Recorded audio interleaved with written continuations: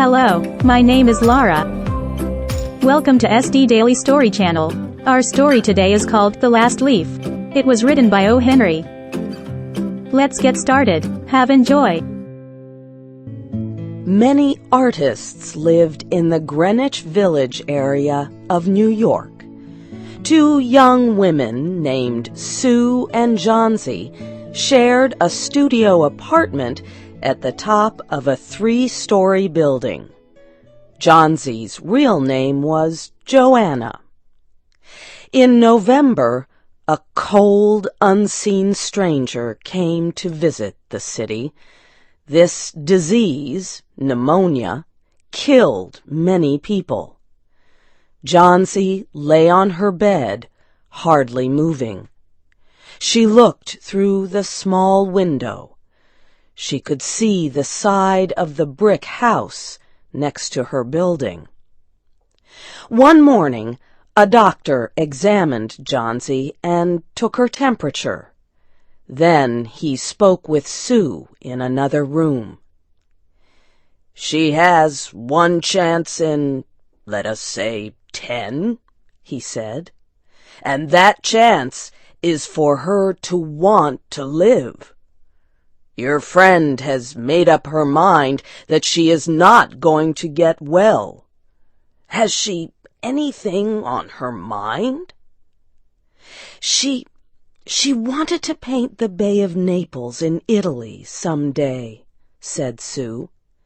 "Paint?" said the doctor. "Bosh! Has she anything on her mind worth thinking twice? A man, for example?" "A man?" said Sue. "Is a man worth— But no, doctor, there is nothing of the kind." "I will do all that science can do," said the doctor. "But whenever my patient begins to count the carriages at her funeral, I take away 50% from the curative power of medicines."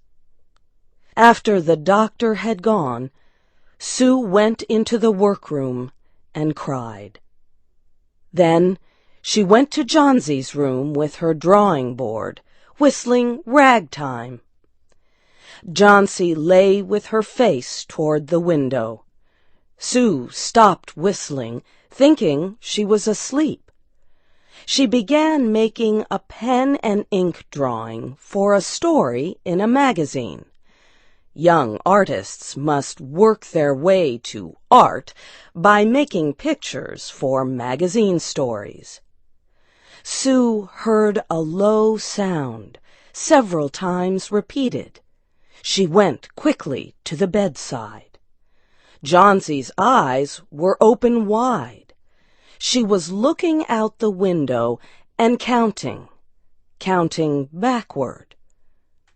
12, she said, and a little later, 11, and then 10, and 9, and then 8 and 7, almost together. Sue looked out the window. What was there to count?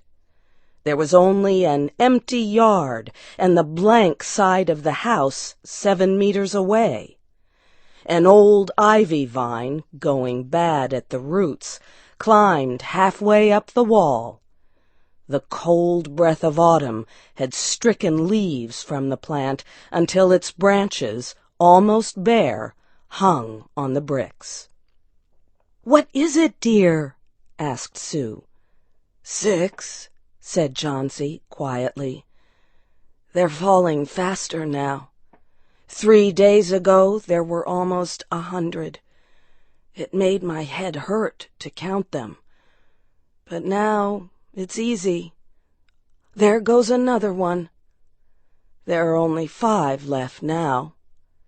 "5 what, dear?" asked Sue. "Leaves on the plant.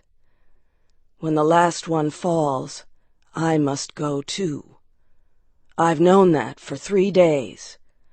Didn't the doctor tell you?" "Oh, I never heard of such a thing," said Sue. What have old ivy leaves to do with your getting well?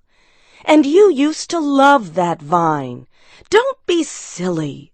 Why, the doctor told me this morning that your chances for getting well real soon were, let's see exactly what he said. He said the chances were 10 to 1. Try to eat some soup now, and let me go back to my drawing so I can sell it to the magazine and buy food and wine for us." "You needn't get any more wine," said Johnsy, keeping her eyes fixed out the window. "There goes another one. No, I don't want any soup. That leaves just 4. I want to see the last one fall before it gets dark. Then I'll go too." "Johnsy, dear," said Sue, "will you promise me to keep your eyes closed and not look out the window until I'm done working? I must hand those drawings in by tomorrow." "Tell me as soon as you have finished," said Johnsy, closing her eyes and lying white and still as a fallen statue. "I want to see the last one fall. I'm tired of waiting. I'm tired of thinking. I want to turn loose my hold on everything and go sailing down, down, just like one of those poor, tired leaves." "Try to sleep," said Sue. "I must call Mr. Behrman up to be my model for my drawing of an old miner. Don't try to move until I come back." Old Behrman was a painter who lived on the ground floor of the apartment building. Behrman was a failure in art. For years he had always been planning to paint a work of art, but had never yet begun it. He earned a little money by serving as a model to artists who could not pay for a professional model. He was a fierce little old man who protected the 2 young women in the studio apartment above him. Sue found Behrman in his room. In one area was a black canvas that had been waiting 25 years for the first line of paint. Sue told him about Johnsy and how she feared that her friend would float away like a leaf. Old Behrman was angered at such an idea. "Are there people in the world with the foolishness to die because leaves drop off a vine? Why do you let that silly business come in her brain?" "She is very sick and weak," said Sue, "and the disease has left her mind full of strange ideas." "This is not any place in which one so good as Miss Johnsy shall lie sick," yelled Behrman. "Some day I will paint a masterpiece, and we shall all go away." Johnsy was sleeping when they went upstairs. Sue pulled the shade down to cover the window. She and Behrman went into the other room. They looked out a window fearfully at the ivy vine. Then they looked at each other without speaking. A cold rain was falling, mixed with snow. Behrman sat and posed as the miner.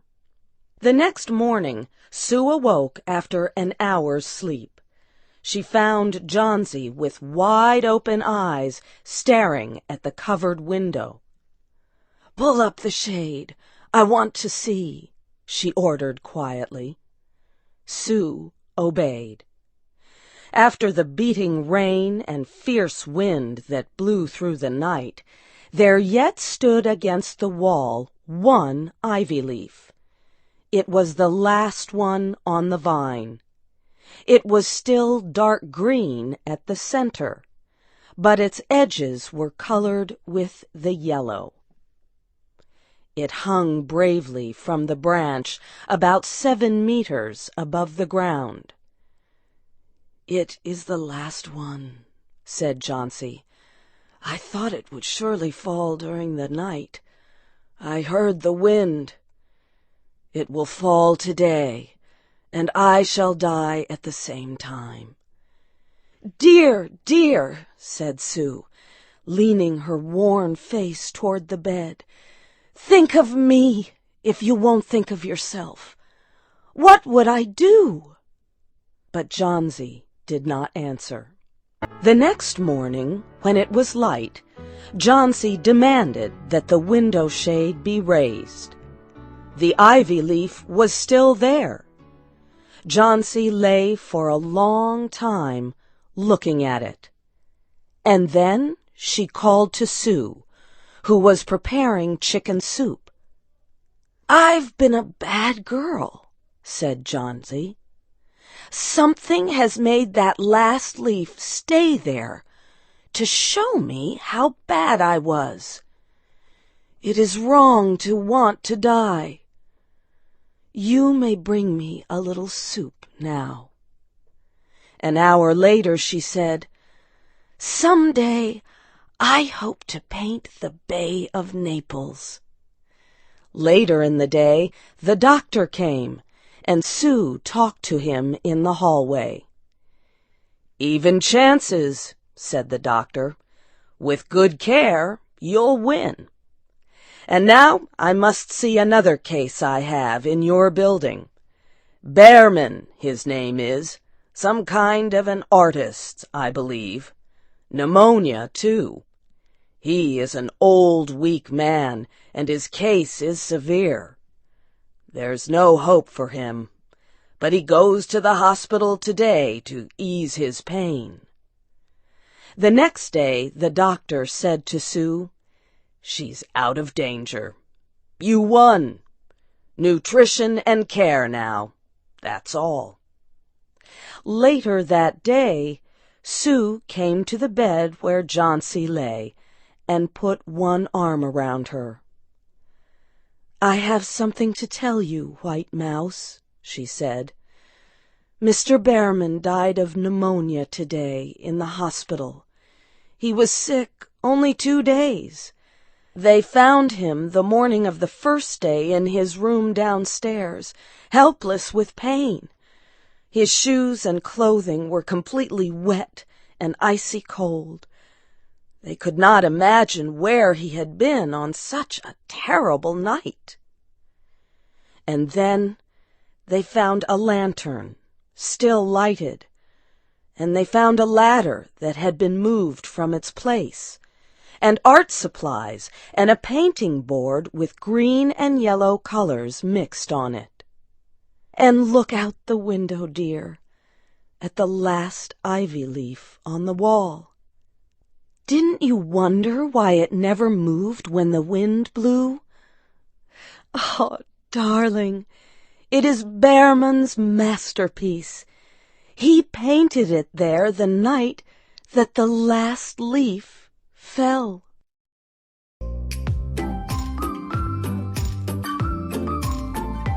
Hello again, I hope you liked the story. If you want to be notified of new stories, don't forget to subscribe. Have a good day.